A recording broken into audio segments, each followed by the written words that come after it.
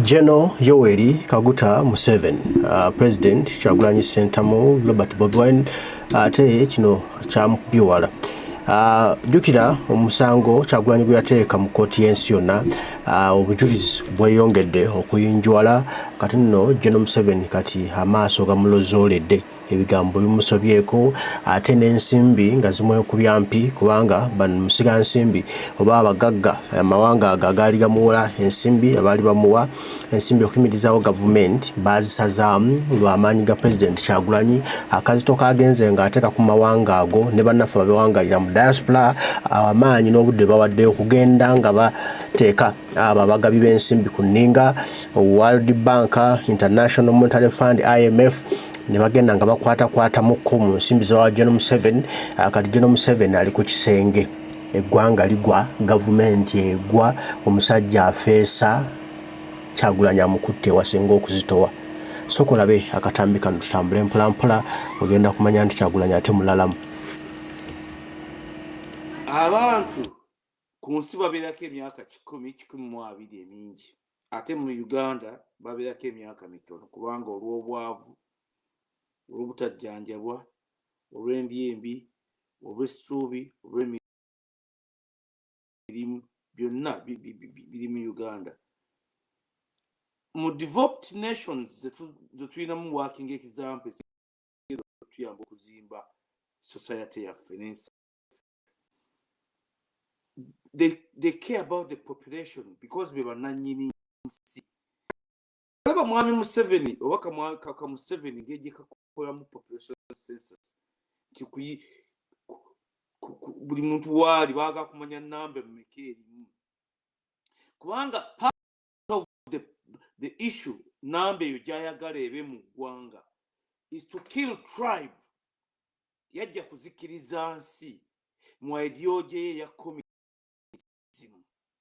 which is so dangerous to our children and us as a country because he's a foreigner. Population census fetwagamba tugera kugikola bwetuti ya people power ya Robert Kyagulanyi Ssentamu twabagamba tugera kugikola we are going to verify who is in the country country of origin status yo we want to verify kwanga tujja fingerprinting which is they call biometric tujja kwa facial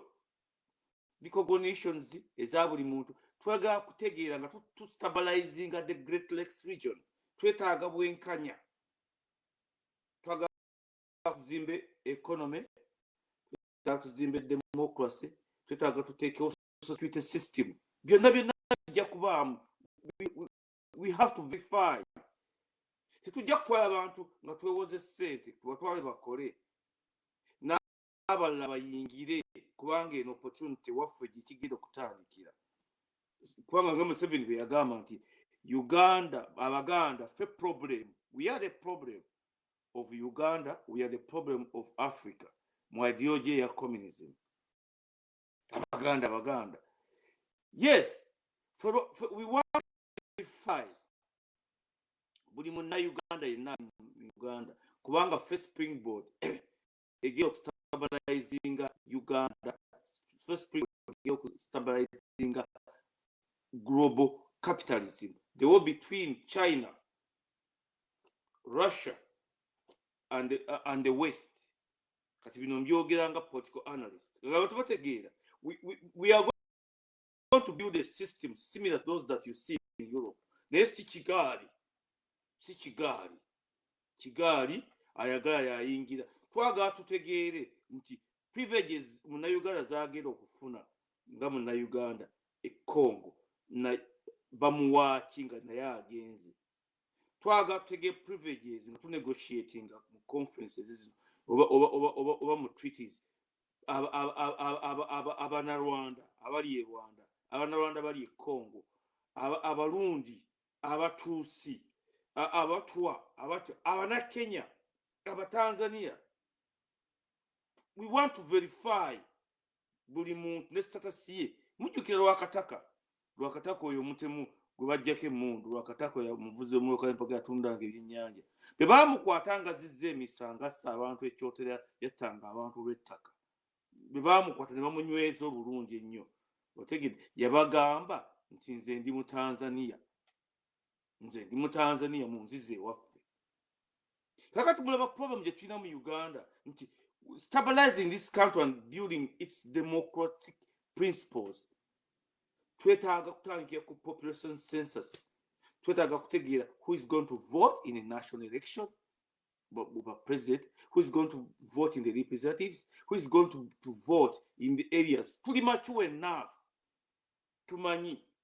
nti oba wajjanga oli foreigner nga refugee privileges kizofuna kubanga twabagamba nti twagala kutema ekkubo mangu nnyo eri openinga developments abantu bakole mass migration okustabilizinga areas of origin kubanga oli ali mu kazigo olwantala Museveni zaleese nga papasi emu ku ntalo ze zaleese mu Uganda mu surroundings is to bring in as much people or as many people as possible into Uganda okutta abaganda egamba ng'omuntu ali awo zunga tategeera gyali kimuyambe bonna abafuule citizen atuggyeko majority mu nsi yaffe y'okuvooti nga tufuule emmombo ze kegamba obulamu bwo bwonna bwe yali alwana yajja mu baganda millions of people who died in Uganda mubawulira kati boogera ku internet buli muntu ayogera ebyakolebwa buli muntu ayogera bye baayitamu buli abiwulira ffe twali tubimanyi olwedde buli abiwulira atunula eri n'akaaba n'agamba dda kituufu abantu baayita mu bintu so tomorrow he comes again and says we are the problem and he's the foreigner telling us that we are the problem so we have the ability and liberty okumuggyako nga bannayuganda ffenna so the reason why these international conferences of peace and development tugamba okubeera these two important countries nze nja kyogera ne mu conference gye tugendamu mu August nja kwateninga is Bungereza malabo yaleetedde Anita Amongo problem ne America teri ayinza tugaana ffe tumanyi buli kye tukola tova tulina buli kimu nkomaawo tumanyi teri mu nsi eyinza kugaana kuteekawo an international conference of peace and development for Uganda teri ayinza okugaana no teri muntu nga tuzze mu America wano nabagamba nti mmwe mwataddewo international conference otegedde bangamba nti the volume wasn't clear on Facebook. I don't know why bangamba nti volume teri clear ku Facebook otegedde simanyi lwaki andabe otegedde kangicekinge mpeemu obudde butono otegedde bangamba volume temala mu Facebook enewedde so it's clear now kakati ndoza omeba ekintu kino Yabagamba yagambye mu mawulire gundi yange tenajje printing omwana adde mugambe alete yaddaali busy nnyo tetwaguze printer nenja kugigula nze kennyini weekend Yabagamba yagambye n'agamba nti bateeka okumuwa Yabagamba a justice of evil nti bateeka okubawe etteeka ye yalisaba kati mwaba lwaki tulina okwerwanako bateeka okumuwa etteeka how much money can someone spend in an election they are trying to say nti Kyagulanyi owaffe akomawo abaliisa akakanja aganya okulya kakati bateeka okuteekawo etteeka nga Kayihura bwe yateekawo etteeka n'agamba nti buli muntu yenna n'avumiranga gavumenti ya Uganda ebintu oba okugirwanyisa ebintu ebinaakwatibwanga ne bitundibwa n'abiteekawo egamba oli aba mu ofiisi ye yateekawo etteeka eri muwa kyayagala okuyisawo kyayagala kagamba ffe bannansi ne paalamenti eyaabwe y'ekikwangala tebagirespectinga n'amateeka ge baateekawo bo bennyini so nti Yabagamba agamba nti mu kulonda okujja, how much money can someone spend so that if you break these rules, they disqualify you legally. So we cannot move into their minds over setting ekigango kyabwe kibatuteerawo bo batuteerawo ekigango mwe mutambulire mu kiri mujje mwesimbe mu kulonda mukole kino. No, the International Conference of Peace and Development for Uganda, the purpose yazo kwe kuteekawo ku writing as the constitution. Part of the problem we have is nti mu Africa timulimu election coups kati babbira mu bululu bateekawo ekigango mujje okulonda kwade free and fair tumaze kikyo international committee twataddewo okulonda kati mukikkirize ono president nga baleeta muhoozi kutubagamba kati muteekewo ekigango ekyamuhoozi ekisembayo mwekube ku kigango kyammwe nagisi mugiwulire. Part of lwaki kusaba International Conference of Peace nti okulonda kiko tugenda okuteekawo mu Uganda ngaffe bannansi, not people power, not NUP, no, nga bannayuganda tuva nti eri an International Conference of Peace and Development for Uganda, tuwandiike white paper kino kye twagala. Kakati abantu abamu ngenda kubamenyerako ku bintu lwaki International Conference of Peace and Development for Uganda era ne set up mu forum eneeba etya nze ffe nga ba analyst tuproposing delegates abagenda okulondebwa temwenyooma bwe tunaagonjoola ekintu kino nkomaawo mujja kulaba buli muntu yenna alina political maturity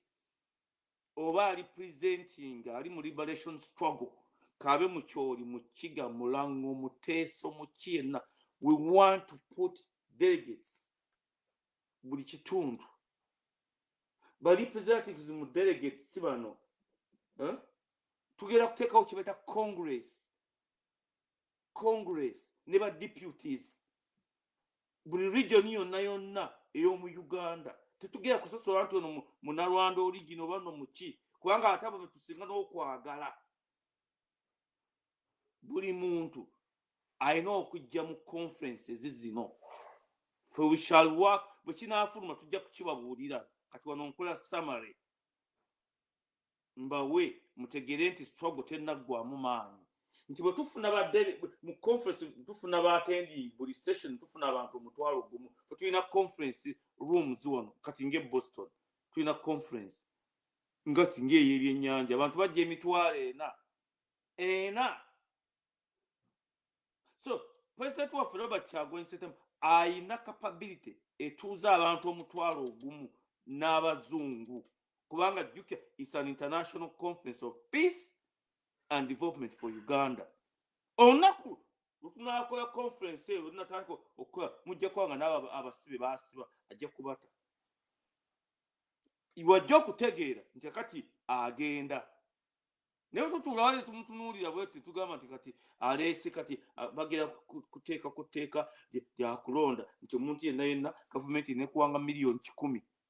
10 ekya Uganda kyokka kyolina okuteeka mu kulonda.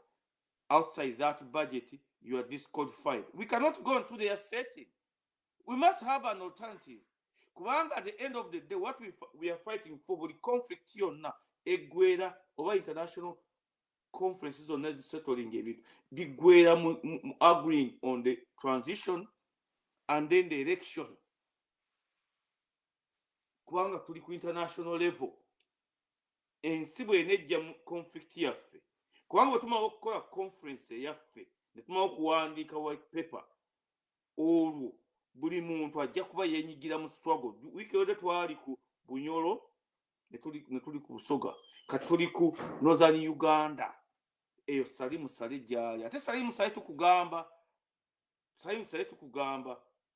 omuliro gusookerawo ogw'oluyimba kino te kukimanya kubanga bw'otunuulira wano nze mbabuulira history y'omu America waffe twajja wano ng'abakyoli bali so vocal mu liberation struggle ey'okwenunula okunyigizwa okwali ekyoli kubanga bw'otunula mu constitutional assembly n'oyo mukyala yakafa oyo Cecilia Ogwara balina resistance nga bamanyi balina okukomawo okutufuga okututta no ekitulwanya kiki equal opportunity into government, equal opportunity into resources, equal opportunity. The only way we can get this is through federation. Chovant, Northern Caucasus, if we were not in the Govela Burundi, Bali Wakiza to Uganda again in federation, come 7 Kagamba. Ne seria kimemete. Weka to Wekayo Bakanweza, to Mukiza to Uganda again in detention federalism. Na yes siki memete the kwanga federalism za bika bibiri nti Ethiopia ebomada bagoba program yange mukitege Ethiopia eri mu federal byarema semi federal where they control part of the government na tena ulabe ya America Nigeria gano stabilizing lwa semi federal bali abagwa okuba waggulu bagaba bena n'obuyinza bungi nnyo okusinga wano fe twagala federalism eya America katugere ku kiro kam 7 kikagambi kwanga nade jaga people mbibalage nti ensi tayinza kuba mu government bili in the International Conference of Peace and Development of Uganda. We are going to show fengaba analyst we are going to show working example because the constitution tuzina wano wenyini mu nyumba constitution njina ya America nakajistading emirundi nengi some myezi mukaga how it works. So toyinza kungamba nti ensi tosobola kuba mu government bili wano mu America ensi eri mu government ndozo ziri 5 oba 5 mu 2 governments tezirwanagana. Teri government eri eyawaggulu eya Biden erwanagana ya Massachusetts oba teri government eya Biden waggulu erwanagana ya Hawaii. Ekyo tukiveeko eky'America tugende ku Dubai gye tubadde twogera it's a good working example. How many governments are there? Are they fighting each other? Nikavane kwogera nga akasiru ka Museveni ensito bye mwaga tebisoboka ensito so kuba mu government. We must come to an agreement as Ugandans bringing up peace and stability and development in Uganda. What type of government do we need? We the people. So ensi tusakeninge mu liberation struggles affe tetulwana okujjako Museveni ate n'otalo mu lwakubanza onyonyola temululaba bulungi abamu balulaba ne balulekaawo ate bagati kino kirako. All what you need is to agree in this conference we are going in the next step ne tukola vote the way forward. Well, these are the issues that are lacking in our conferences. Conferences are nungi. Ezibe part is wasting time tezikwana kumulamwa. But part of the issue that we have to deal with is there must be a vote on the way forward. This issue.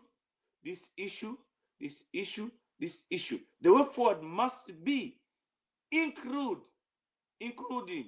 the International Conference of Peace and Development for Uganda. An international conference. Kwange munyenye eri kukyagwanyi waggulu. Yagina waggulu. Tova tuwaninga Museveni mugamba nti koli mukwatako oyo. Alina omutima omulungi. Abaddako oli bawulira. Fe Museveni tukugamba nammwe basali musale. Kale mumukwatangako. Kakati katugere ku issue eno eya Northern Uganda. The Northern Uganda question for tujjawo baali so vocal. Museveni nagezaako okubaleeta saidi ye. Kyova nti adduka akwata omugaati n'amagye n'abakomyawo okunyigiriza bano. Kati mu International Conference of Peace and Development for Uganda, the Northern Uganda tebajja kuba bagiwa buswazi basali musale ba general alanga empuuta batula Northern Uganda kubanga balina okubabeera luli baali luweero nga bamanyi nti they are ex-kers bakadogobe babba bangi kati bali Northern Uganda. Kati ba Northern Uganda bo bwe banaamala okulaba ebintu byo nabeenanga nti sibatuwa buswazi tugera kufuna kino government eyaffe era define era ratified era factories zigira kwa weziti nga kiri mu buwandiike nga kiri ratified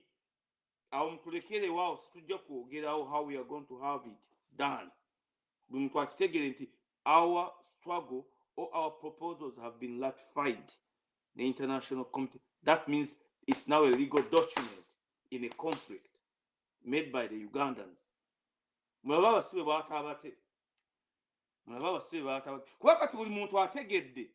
na bano benyiri baanita amongo balowooza nti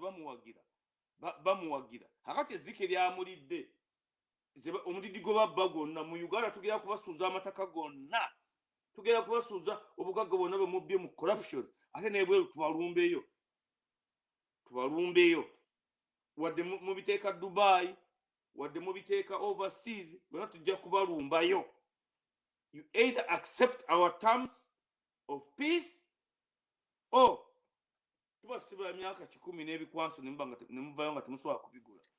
So ezo conferences zetubagamba they are very very important mu liberation struggle as a missing link to Kyagulanyi okuteeka en government. Nabagamba nze nwanirira ye atwala obukulembeze nze ampe ekyange kye namusaba akimanyi namwe mukimanyi olw'omu sikikweka nze sikweka control the rivers ebira bifo saagala njagala ekyo where I can control all the rivers mulabe okitegedde naye nga ye mukama waffe waggulu awo temweraliikirawo ye mukama waffe kubanga abatombaga Richard mugezi nnyo tetumutegeera nedda ntegerekeka abantegeera so kakati ebintu bino bikulu Northern Uganda gitaking or bring on board nti Northern Uganda iron grip military iron grip kyova abasali musale balyeyo nti abantu miliyoni namba be banaasomamu nti bano bagenda tuwo ettaka lyaffe buto be bagenda okudevelopinga Choli Lango ezo zonna Teso ezo zonna Arua ezo zonna Nebbi zonna bajja kukwata miliyoni namba beyiwe ku zi barracks nga baakola ku Gaddafi bagende nga bayimba ennyimba eno kimenyike kyekikulu ennyo kubaleeta on board bwe ali mu liberation struggle kuva Besigye yabagambye nti mu kibiina kye kipya agenda concentrating Bunyolo no concentrating kwa Choli as a political base ye purpose ya National Political Council egenda okugabana obuyinza mu myaka 10 egijja nga clause zigamba nti buli muntu ali mu political council anakkirizibwanga every election okwesimbawo ku kifo kyayagala tezigaaginga kifo kya president kyokka nti kinagaaginga ekifo kya president Robert Kyagulanyi nti kikwatwa nedda bwe tuba tugenda mu election mu transition political council eronda yenze bagamba nze mira mabegawe ekyo I make it clear nti ye ya leading government mu transition then every 5 years buli muntu oba Besigye ng'owulira nti olina amaanyi oba Mugisha muntu obaani wadde ng'oli mu political council onokkirizibwanga gogenda okwesimbawo mu national election ku kifo kyonna wadde oli mu political council bwe kikulema ng'okomawo mu transitional council for a period not exceeding 10 years ye sunset clause erina okuba muki ebijjawo fear ate ekikulu ennyo mu kintu kino nti political council ng'eri ratified ne international committee European Union America bonna teri muntu ajja kutiisa nti ate kati bagera kuvuga ekigaali kati nze nsomesa politics omutuufu atutwala ku next level atujjako ennagisi y'akamwa Museveni bagikube bonna okitegedde nti nange ali mu bino ebintu sijja kutya sijja kutya abasajja nyinza okulola kati mulaba guudi oyo omukyala yali omukyala oyo kati akola ku Salt TV yali omukyala oyo omukyala Dikula yani yagamba nti nze kuyingira mu NRM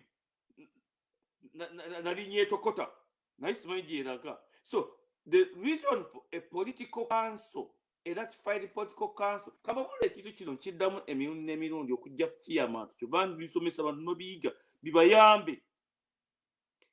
nti lula ayingira mu kintu nga tamanyi gye kiraga baali bamukozesa era batuuka ennaku 68 bafu yayimirira baasa mu dirisa ati fuluma kubanga kyali ratified by the international president lwaki yalibadde akola omulebire yalibadde abagamba nti bino bye tukkiriziganyizzaako tugende bibe ratified eri gavumenti ya America y'Obungereza. Abantu tamwe byenjogerako nti once Bungereza oba America esayinize ku document enkulu ng'ezo kubanga bw'obuyinza bwabwe, you try to break it, then the military force will come in for you, and military and economic force will come on you. Kubanga banga court into they are witness of this very important document in conflicts. Lwete yakikola. Galanta we yali Nyerere who was anti-Baganda. Kati mulaba ebintu bino nti okujjawo ebintu bino byonna ng'ebyali moshi mu conference mu political council ne political commissions zonna ne military commission byonna tujja ku luno mulundi oguseme. We are not taking chances. Era nze kino nkiremerako. We must work on that transitional document of power. Tugikkaanya nti transition ejja kuba bweti ekifo kya gavumenti kino kyekitwalibwa kino, ekifo kya gavumenti ekifo kya gavumenti ekitwalibwa gavumenti egera kukyusibwa bweti after a referendum okugijja mu nagisi mwami Museveni status quo gyagamba babulola abajje Burundi kabajja Burundi bulola omanyi bulola kalina amaaso bukeno kataddewo ekibira kye kalina amaaso galiranga gano omukyala wa Cheka Muzaato oyo bawaato kalina amaaso bulola ala sisi. So we are not going to waste any time. Nti fe tubagamba nti bebi ba ratified, we go in population census, we immediately go in referendum. Kutegera Dania inokukola kino na gutokizo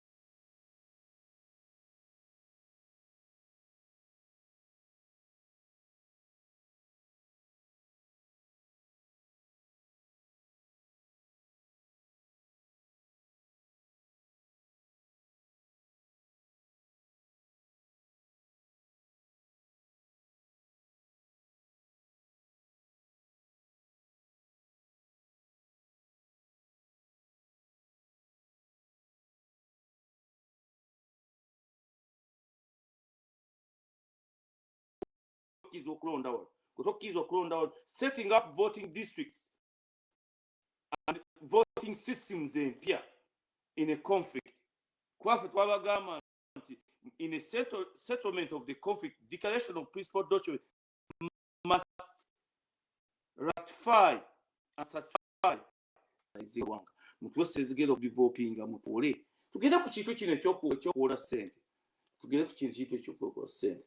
ono Matia Kasajja ne munne be basayininze endagaano eregera okwewola ssente abawalabu okwewola ssente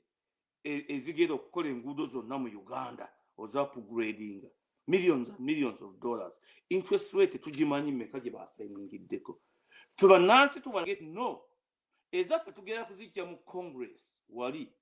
ku percentage bweti ne bweti nti sente za Congress kyetwetaaga kyokka kuba mukwano gwabwe ne ideology yaabwe nga tubasomesa nti ezaffe tuzifunira ku 1% yokka. Ate tetugera kujja ezo sente z'amabanga nakutwala tugera kujjayo sente mu ngeri bweti. Ate emirimu gye tugenda okujjayo ekizimba eggwanga, amalwaliro, amasomero, enguudo, tetugera ku gavumenti eteeka abantu okukola ate ezibewa contractor Uganda. Kuba tulina ba engineer, tulina ba architecture, tulina ba consultancy, tulina ba chi. All we need is the equipment. Nti sente zino tugera kuzijjayo. Kamubulire Museveni nga kakyali kantu. Wo company yavanga Busoge bagita Etax. Yakola oluguudo lw'ekibuga olwasooka. Yegera n'agijjayo sente. Ne bakola enguudo. Akati abizza mu gundi. Abizza mu Uganda National Road Authority. Ateekamu babe bokka. Tutuka no. But what is in capitalism? We are going to give out contracts to individual Ugandans to our equipment zonna ze beetaaga. Tujja kutikka loole ne loole, tujja kutikka buli equipment new and used wano mu America ne mu Europe mwonna ebyo twakikola dda. Tutikka amameeri n'amameeri aga equipment, tukwate equipment eziri on ground tulabe tuzigabanya tutya okuziteeka mu Uganda National Development and Reconstruction Program. Otegedde kega bino byonna biteewo okuba mu International Conference of Peace and Development nga tuli satisfying nti this is how we're going to do it. Kyova tugiwaanira nnyo abantu bakitegeere so that we born on board nti ekyabunyolo nti tusumulula financially nnyo okujja tuba beesiga agidduseeko n'agiyingiramu mangu nti ffe tubagaa nedda tujja kugiwa. Lwaki baba representinga abanyolo banyakitala bajje direct mu bintu kuba babizira bajje direct ekyammwe kikiro mujje mukijjeyo bino tebiri ki ne ku political council babeerako nesi oli bayagala kuba representing mu kibiina kye mu kulonda aba representing ne this time they come on board on the political council. So kakati ekyo kyasali musale tukimaze otegedde ne tumuwoninga nti kubanga revolution emenya iron grip betunava mu international conference kale baddeyo ne sali musale amire abenga akagologosa ezembize zatusiba babifudde revolution ya Cuba Fidel Castro kubanga is the working example ya gibayina baveri muntu amaze okufuna ekiki kiddeyo ku ground abantu million number yawali balak soje wateka agree oji naso gikube katoba northern Uganda kiika mu Buganda ne kiika mu Busoga ne kiika mu Bugisu ne kiika mu Tolole kiika abanga mulwanira kiti okubba obululu kwadde kususe n'okutta abantu okobwerere taze sibanga bululu nti obadde obubba nti si bubba nti kale nti international community ejjemu United Nations ejjemu nti tugende ejje etegeka okulonda tugende mu transition etegeka okulonda okutuufu kufe ke twagala bategedde bino byonna bibasomesa nandibadde mbisomeseza mu backdoor no mbijja ne mbisomesa because the liberation struggle nga people power Robert Kyagulanyi Yabagamba ise Uganda buli muntu kwebereramu ategeere gy'alaga teri muntu kabeenanga mwogerako nnyo naye akiwulira nti mwogerako nnyo ni musitresako ayinza kugaana proposal yaffe eri ratified as a policy ya national capitalism kubanga abantu bino ebintu byetubasomesa bamu tebabitegeera nti Putin yazzeeko okuba president oba prime minister wa gundi wa Russia ayina ekigendererwa kye ng'akosaba Museveni ne bamuhoozi bano okufuula Africa against the West mu communism nga bwe kyali luli edda kyekyamuziza tannabaliriza buli muntu amuwookinga interest ze naffe abali against their interest naffe tulina okujja ntubakumamu omuliro. What are these things people want to betategeera bulungi nti communism bwe yali ejja mu nsi okugiplantinga Karl Marx Museveni tubya ine bingi nnyo byasome Karl Marx ne Eagles nga bageza creating a perfect society kati bo bakada abantu bakada ba Museveni bajja kubwa nnyo ne mu Germany mu Second World War II supporting Germany mu Second World War II ne I'm borrowing as a reference bo bakwata nkukada wa Communist Party nga bamubirawo bamuzikiza kuba bakwata bebatwala ensigo bamulola bebatwala ensigo abo bakada basomese ekyakwanzi ne ensigo zoteeka mu obukubira ddala abatamuze ensigo kyova nti kino kyekibayamba nti bo bagambanga we are representatives of the workers and the peasants nti kino ekibiina kya Lenin what they call the Leninists which I hate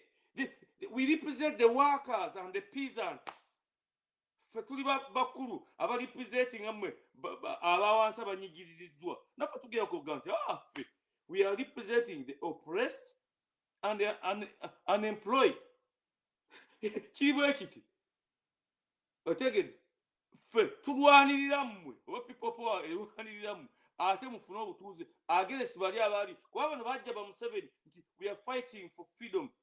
okutulwanira mirembe okubanyigiriza naye kabambika ekikookolo ekyennagisi fe omulimu gwaffe kukikwata nikikakuba be po mu maaso otegedde nti national socialism byebiko national capitalism nti yegera okuwa munnansi Uganda omulimu eddembe lye obugagga. The factories are owned by the Ugandans, the sales are owned by the Ugandans, the profits are owned by the Ugandans, the trade and investment is owned by Ugandan. Kobengo oli mu police, kobengo oli mu magye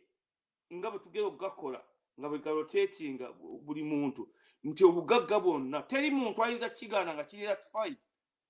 webe botatwala mbwa ya Museveni in charge kwa kagamba juzi agamba nti no there's going to be a classic struggle with who kati they are going to be bonna bannansi n'abo banyini abamukolera they are going to be fighting against that very snake ya Museveni n'obulimba bwako kawambwa. God forbid bakatwale mu court musayi gw'abantu gukayi nti eno classic struggle gye mulaba ey'Abaganda Abanyankole Batuusi Balango bakiba mu Uganda nga bwe America the national capitalism yegera okugijjawo ono mu America nze sinza genda kugula goods oba services ku musipaana ku mukyoli ku mulango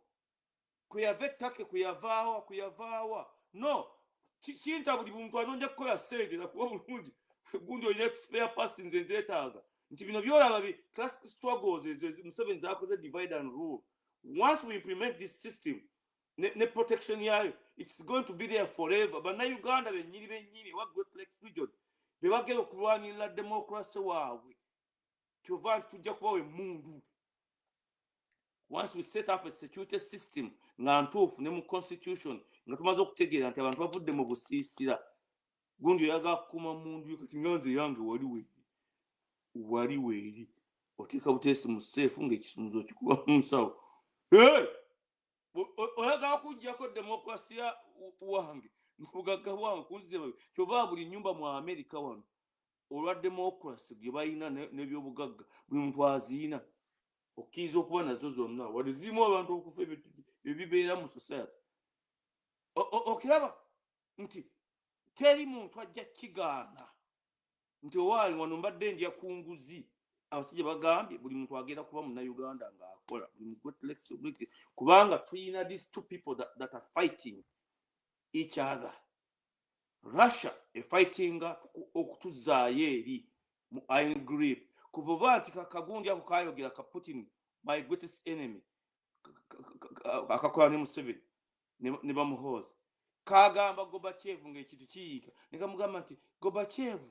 leka nkomaninga ettanka kaali ka meja ku eastern border wall eya Germany leka nkomaninga ettanka zigende zikiziza abantu bano bonna zibatte kintu ekirimu kumukiika ne kagamba nti the greatest geopolitical disaster eya century wedde was the fall up and division of the Soviet Union. I'm going to do everything I can to build it back. Otegedde kyova nti tekava ku bukulembeze kakolera ffe kutufuula baddu mirembe n'emirembe tetulina kutuula mwe mulina kujja mu international conference tetuwala entebe zaffe ez'obwa defender Kyagulanyi n'atwali ffe ba political analysts tetuinterjectinga mu sessions netuvotinga netukkiriza ku political council netukkiriza ku congress of the people as a governing body netukola zi constitutions. Si bazungu bajja tukolera ebintu bino, si bazungu. We shall open up visas to everyone. Ekyo sijja kukyogerako, sijja kukyogerako. Buli muntu ajja kuba ajja okubeera wano n'okwateninga conferences zino. Kyetwagala kyokka kati kamuhoozi bakatuuze ku ntebe, ekyange paasi obasereze kabbye nekitayo waako ze babbye okuva mu buto bwako tezikamanga kokkaakaana bantu bakatuuze mu paasi. Gundi oyo gundi Kawundo wa Zambia mutabani wa makuva ku bantu Kawundo wa Zambia n'ava ku bantu kubanga naye bwe yasiba eggwanga nga bakola n'agamba kati ngenda kukiwamu n'omwana bano mbamaze esente bwe mbaze mu bye tezibamala kati mugenda kutuula ku paasi nga tumaze okukola ekintu kino ekyo kya mukiwulire mpozi nga mwe mubakkiriza kuba ffe material tugiina, contact tuziina, way out tuziina, buli kimu. All we need is the people. Ate abalina ekyagula tuva we have to work together in this struggle. Abantu tebakitegeera nze okufuna ekifo kyenjagala oli yakimpa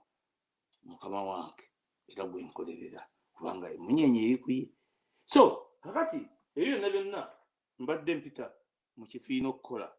amangu nti the importance oba bano abo basokodi kuba bo baba kuno nga banootinga internal security organization, external security organization babaya kuno kakati bagambye bagenda kazi kakati contact zaffe zikoze zino mu making sure nti temubakkiriza mubatiise okulinewinga passport nga bagambye tezijja kulinewinga nga bonobanga ozenga mu international conference teri muntu ayinza kutandika kukola bya nagisi. Lwaki akwata ku passport tibuli mpye nana abanajjanga mu conference bonobanga otuuka ng'okujja e Uganda bajja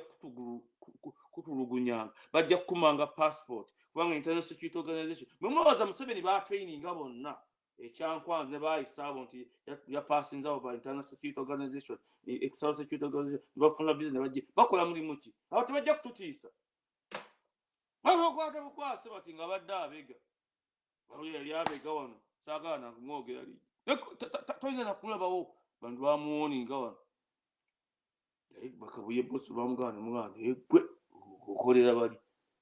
kaduka kubanga okukwata nga okola nagisi eyo ate mu struggle nekwata ku international community yonna oba ku nsi yonna bakusiba n'ebisumuzo bisuula mu nyanja ne bwe bafuuka citizen bagisazaamu n'okutikka ku nnyonyi n'oddayo ewamu n'onywa amalwa ku kyalo. So tebajja kututiisatiisa titibwewo kitutya bwe kiraba kyetaaga mu conference tujja kuyingiramu n'ebyaffe teri kututiisatiisa kuba bino bikwata ku nsi yaffe. Toyinza kukwata nsi yaffe n'ogipamira bwoti n'okifuula ekyolo ne tukaleka ka Museveni ne basale musale ne bamuhooza bano ne bakwata bantu bayiwa omusaayi gwabwe okununula eggwanga lino. So ekyo tukimaze ekya passport okututiisatiisa. The Congress of the People ebintu ebisooka ku agenda tumenye ekyokukola ebisooka ku agenda kuti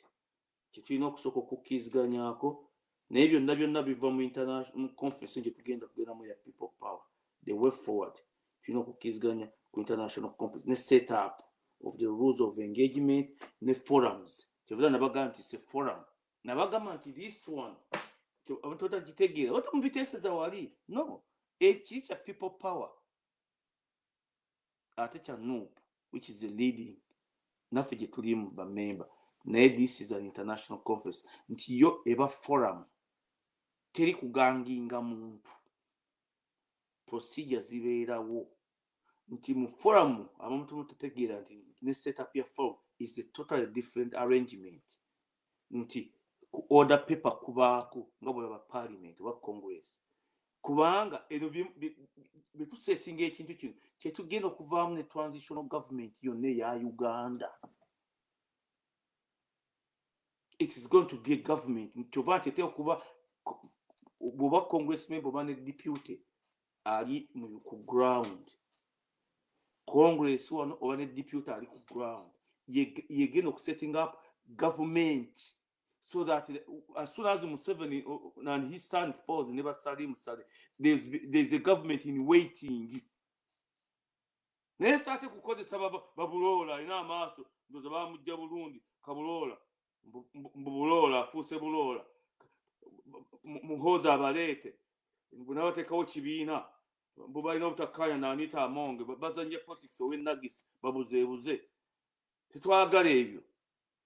no tulina okukola ekintu kino mu arrangement nti government eriwo eri in waiting bano oluvaako government empya eyingira mu buyinza kyova nti Museveni government yagitandikira mu nsiko mu liberated areas nga bwe yakijja e Mozambique byebintu byetubulamu temujja ate temutandika okwana kati nga bwe kyabadde Haiti nti ate tuliforminga kino ekiriwo obuyinza bulina obutta abantu International Security Organization weeri ne tetugikozesa kutta abantu no we want transition tugikola tutya tusasula tutya aba RC ate ebifo babifuna batya mu government empya obutaresistinga tusasula tutya aba poliisi ate baleme tulwanyisa byonna birina kuba mu conference nga tubikkaanya tiwa poliisi anaasasulwanga bwati agenda kufuna benefits bwati abasooka mu poliisi emyaka gino 10 ekisooka bo bafuna ennyumba until Uganda stabilizes then abasigaddewo Congress bwe liba etudde oba parliament ng'etudde yeerisaawo amateeka gaffe tubawa specification ya myaka 10 nti buli wa poliisi ali mu government empya okukuuma law and order obutatta abantu n'okukola omulimu gwe mu mazima nga bw'ateeka ogukola ne oba investi nga tokoze bribe totutte bribe tokoze biki onoofunanga ku posti gy'oliko yonna gy'oyagala gwe mwino mu Uganda onoofunanga ennyumba ya bwereere si ya bwereere naye nga esasulwa bweti ku musaala gwo nga yiyo permanently twaba otunula mu America owa poliisi ava mu nnyumba yiye ava mu nnyumba cruising eri wano wansi naga kati nyinze ku patrol yange bampadde highway gundi patrol yange nkola mu kitundu naye nga ava uwe mu nnyumba so for that to happen tulina okusooka okutandika nti security tugifaako nnyo tunaagikola tutya benefits kyowa police zaafuna benefits kyowa immigration zaafuna benefits kyo mbega zaafuna benefits zonna abasooka emyaka 10 bagenda kufuna kino kiba mu white paper wali ngeri government in waiting kakati ona kaduumire abe Air Force mugende mwokya abantu begugumbi bo benyini bebajja okukolamu omulimu so kakati ebintu bino byenjogera bikulu nze nsomesa politics against Museveni ekyo sikikweka nabeso yagamba nti mugamba population census Museveni okufuula eggwanga yakikola kigenderedde n'aleeta Abaethiopia n'abawa ensi yaffe n'aleeta Abaethiopia n'abawa ensi batukuba n'otukuba n'aleeta Abachina n'abawa ensi n'abatukuba. We must specify how we are going to do in a political conference in economic development, how we are going to work on that. Nti tujja kubazaayo ewaabwe tujja kusolvinga conflict n'abaana baabwe tetwetaaga mu Ethiopia n'omutima gwabwe mubi twetaaga waabwe tetwetaaga mu Eritrea tetwetaaga mu Somali twagala mu Rwanda na Murundi na Mukongo ne under treaties tuwona ffe tuweeye waffe kubanga abo tulina okutandikawo ku Arabia y'okuzimba eggwanga tulina openinga ne solvinga conflicts zaabwe to making sure to penetrating deep okufuna raw materials ezigera okuyamba mu factories. They are going to be our trading partners. Bave mu buzige waffe bebadde bagwa buploti twalongoseze ewaabwe kakati mbenga nze mbagulako yalima emmwanyi mu faamu ezo ennene nze mugulako n'entunda kaba yindi bibako buli muntu alina okufuuka amafuta mingi kugulako pamba nze ttaka terima kulima mu Northern Uganda manye Sudan gyeri mayo na mayo pamba alima ng'abayindi batukola naffe tumugula factories zaffe buli muntu afuna ate nabo tubayamba kubanga sede weziri sente fwe ekitavu kye tugenda okujjamu sente Museveni ne Muhoozi kati kaagala ne kalimba baagala ne balimba nga kawudde tulina trillioni zino kaagala ne kagamba nti ffe tugenda kukola bwe tuti ffe tulina 11.979 trillion US dollars mu gold e Busia omusolo gwe kawooza n'ebyo ebyabaddemu gwalina sente ezo bwe zito mbwa gwe ka Museveni mbwa kawambwa mazi gwalina ebyo gwokola ebyo gwe ka Museveni kagamba kulina okubuzaabuza okw'abantu n'egyoje yawo gwe kabadde kakosa obulimbo emyaka okulimba bwe katuuka ebirimbo no tuteeka okubirimbulula omuntu nategera nti sente zizino Amerika tayinza kulimba tugenda kukwata mu nsawo ya Congress direct nga Israeli bwegikwatamu okuzimba Great Lakes region kubanga nabo bali ku muliro Putin abali bubi mwabataliko wiki wedde nababulira nti Chad ensi za Afrika zonna ezibadde mu kuuzi China maya gundi zeekoze Russia kati amagye ga Russia gazigenda mu Amerika bagagobamu nabo batwetaaga eyo garanti tugibabuulira batwetaaga tuba abajja kujja tuba mu bina bya politics ogamba nti tumanyi tugenda kukola what you have to do is once we secure these visas already can come out nga abantu bajja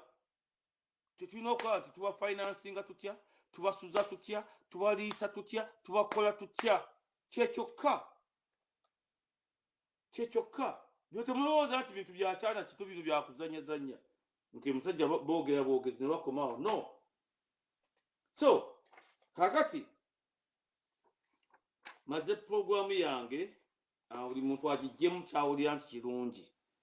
ali mu liberation struggle n'oyo Museveni gwatuma okunyigiza bannayuganda naye ajjemu kyayiga nti at the end of the day Anita Among kati nyumba zakwatiddwa n'ebyobugagga bonna bajja bijje kwatibwa we shall give them an option nti the enemy is Museveni and his system of communism is an enemy ne Muhoozi we cannot go ahead with the status quo you either join the people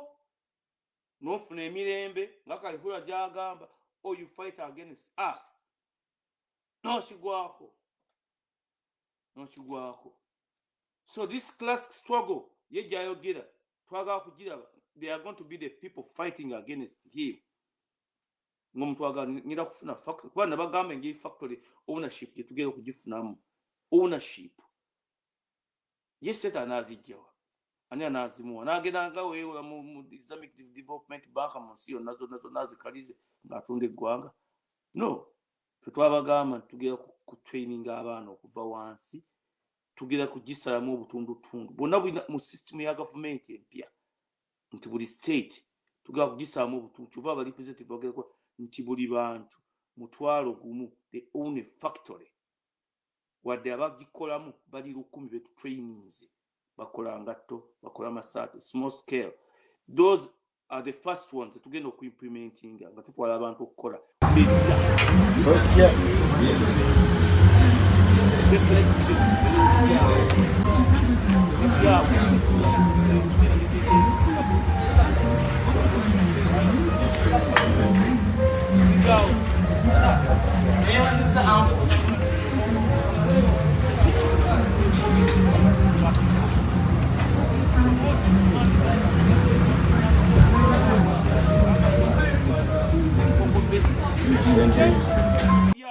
it's going to put people to work.